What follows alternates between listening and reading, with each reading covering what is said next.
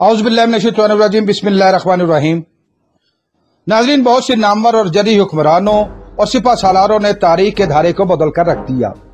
मैं साजिद भट्टी और आप देख रहे हैं हमारी सीरीज वो कौन लोग थे, और आज हम आपके लिए लेकर आ रहे हैं सल्जूकी सल्तनत के दूसरे सुल्तान अलप अरसलान की हालात जिंदगी के बारे में इंतहाई मालूमाती और दिलचस्प वीडियो। अगर ये वीडियो आपको पसंद आ रही है तो इसको लाइक कीजिए, शेयर कीजिए और मज़ीद मालूमाती वीडियोस हासिल करने के लिए चैनल को सब्सक्राइब कर लीजिए और बेल आइकन को दबाइए। नाज़रीन, ये 11वीं सदी का दौर था। एक तरफ फातमी खिलाफत और दूसरी तरफ अब्बासी खिलाफत थी। मुसलमान मुंतशिर थे और रूमी ईसाई सल्तनत मुसलमानों के खात्मे के मंसूबे बना रही थी। ऐसे में तुर्क इलाकों में सुल्तान सल्जूक ने एक सल्तनत कायम की जिसे सल्जूकी सल्तनत कहा जाता है। इस सल्तनत का पहला सुल्तान तुगरुल बेग बना। तुगरुल बेग का बड़ा भाई दाऊद चागरी बेग खरासान का गवर्नर था। उस जमाने में खरासान ईरान, इराक, बलाद शाम और एशिया कूचक तक के इलाके सल्जूकी सल्तनत का हिस्सा थे। तुगरुल बेग खिलाफत बगदाद का हामी और पैरोकार था, इसलिए उसने फातमी हुकूमत के खिलाफ बहुत सी मुहिम्मात का आगाज किया। दूसरी तरफ चागरी बेग के यहाँ 29 जनवरी सन 1029 ईस्वी को पैदा होने वाला बेटा मोहम्मद अलप अरसलान भी अब जवान हो चुका था। अलप अरसलान ने जवानी में ही अपने चचा तुगरुल बेग के साथ बहुत सी मुहिम्मात में हिस्सा लिया। तुगरुल बेग ने अपने जमाना इक़्तिदार में सल्जूकी फौज को मुनज़्ज़म किया और अपनी सल्तनत की सरहदों को बहुत ज्यादा वुसअत दी।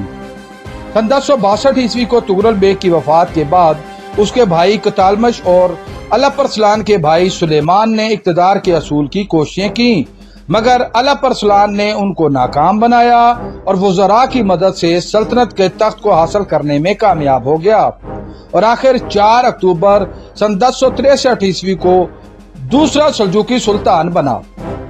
उसने इब्तदाई अय्याम ज़मामे कार की देखभाल और हुकूमत की मजबूती पर सर्फ किए। अलप अरसलान एक मंजा हुआ फौजी कमांडर था। मुल्की इस्तेहकाम और वुसअत उसका बुनियादी हदफ था।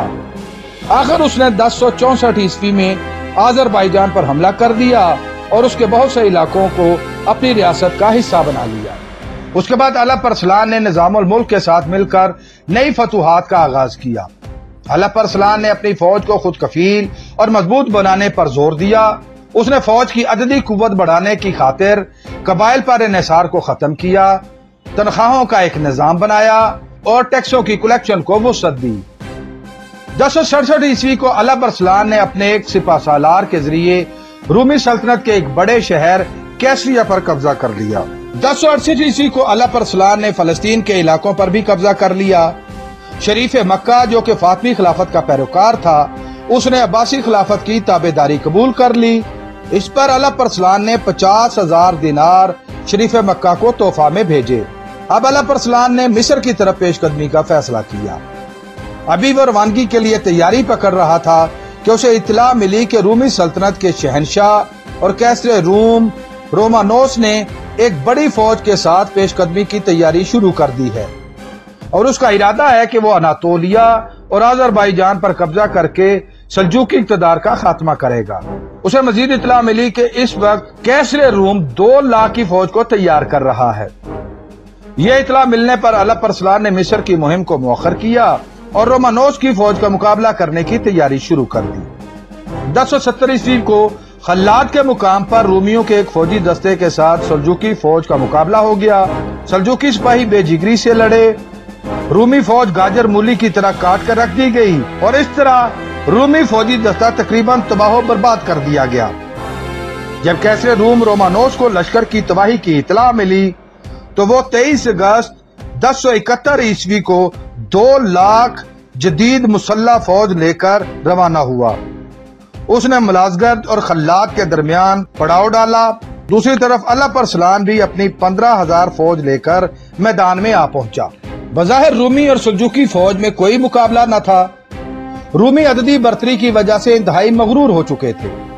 अलप अरसलान ने एक दानिशमंद कमांडर की तरह रोमानोस को पैगाम भेजा कि जंग में दोनों अतराफ का बहुत ज्यादा नुकसान होगा। बेहतर यह है कि दोनों अफवाज वापस अपने अपने मुल्कों को चली जाएं।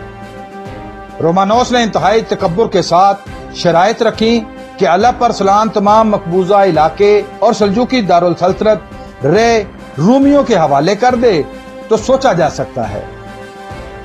اس متکبرانہ جواب کے نتیجے میں اللہ پرسلان نے مقابلے کا فیصلہ کر لیا۔ اس موقع پر عظیم فقیہ ابو النصر محمد بن عبد المالک بخاری نے اللہ پرسلان کو مشورہ دیا کہ 2 دن بعد یوم جمعہ ہے، آپ یوم جمعہ تک انتظار کریں، پوری دنیا کے مسلمان نماز جمعہ میں آپ کی کامیابی کے لیے دعا کریں گے، انشاءاللہ اللہ تعالیٰ آپ کو فتح سے نوازے گا۔ یوم جمعہ کو میدان جنگ میں سلجوقی فوج نے نماز جمعہ ادا کی اور نماز جمعہ کے بعد دشمن پر حملہ کر دیا۔ یہ 26 اگست 1071 عیسوی کا دن تھا۔ آج کے دن اللہ پرسلان نے سفید لباس زیب تن کیا جو کہ کفن کا استعارہ تھا۔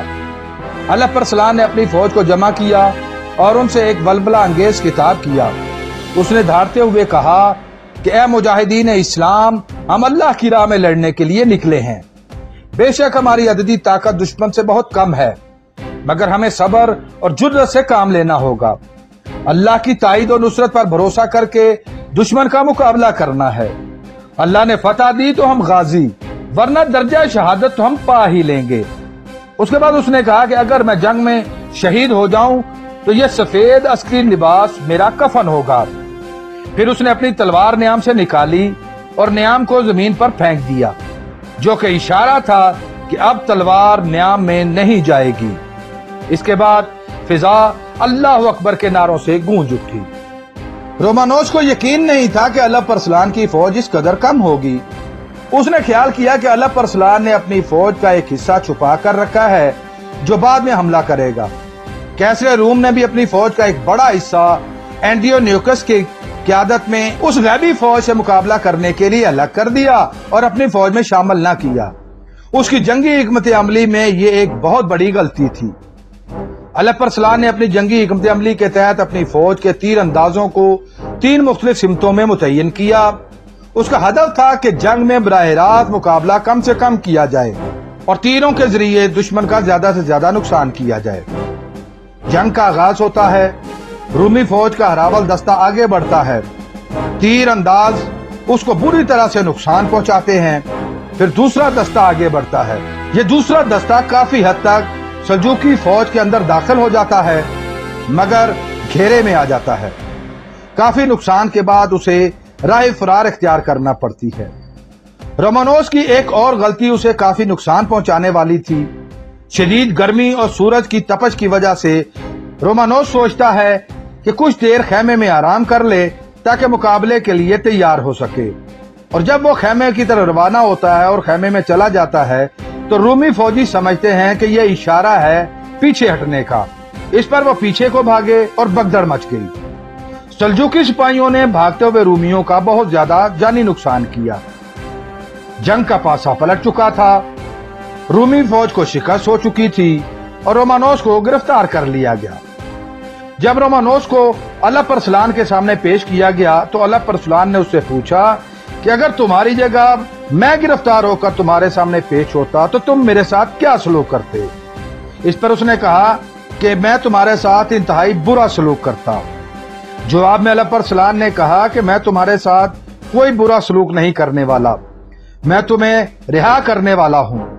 آخر 15 لاکھ فوری اور 3.5 لاکھ دینار سالانہ خراج کے بدلے میں رومانوس کو رہا کر دیا جاتا ہے۔ تاریخ دان کہتے ہیں کہ ملاغزت کی یہ جنگ ہی دراصل صلیبی جنگوں کے آغاز کا سبب بنی۔ جنگ ملاغزت میں شکست کے بعد رومی سلطنت کی کمر تقریباً ٹوٹ چکی تھی۔ اس فتح کے بعد اللہ پرسلان نے ترکستان کی مہم کا آغاز کیا۔ راستے میں بہت سے قلعے سر کرتا ہوا وہ آگے بڑھتا رہا۔ اسی دوران ایک قلعہ میں موجود ایک باغی یوسف الحرانی کی موجودگی کی اطلاع ملی۔ اللہ پرسلان نے اس قلعہ کے گورنر کے ذریعے باغی کو حاصل کر لیا۔ جب یوسف الحرانی کو اللہ پرسلان کے سامنے پیش کیا گیا تو اس نے باغی کو قتل کرنے کا حکم دیا۔ اس سے پہلے کہ فوجی تیر چلاتے، یوسف الحرانی نے اپنے لباس میں چھپائے ہوئے خنجر سے اللہ پرسلان پر حملہ کر دیا، جس سے وہ زخمی ہو گیا اور 4 دن بعد 24 نومبر سن 1072 عیسوی کو اس کا انتقال ہو گیا۔ اسے الیگزینڈریا میں سپرد خاک کر دیا گیا۔ اس کے بعد اس کا بیٹا ملک شاہ تیسرا سلجوقی سلطان بنا۔ ناظرین، امید ہے آپ کو ہماری یہ کاوش پسند آئی ہوگی۔ بہت جلد ایک نئی معلوماتی اور دلچسپ ویڈیو لے کر آپ کے سامنے حاضر ہوں گے۔ اگر آپ اس ویڈیو کے بارے میں اپنی کوئی رائے دینا چاہیں تو کمنٹ باکس کا استعمال کریں۔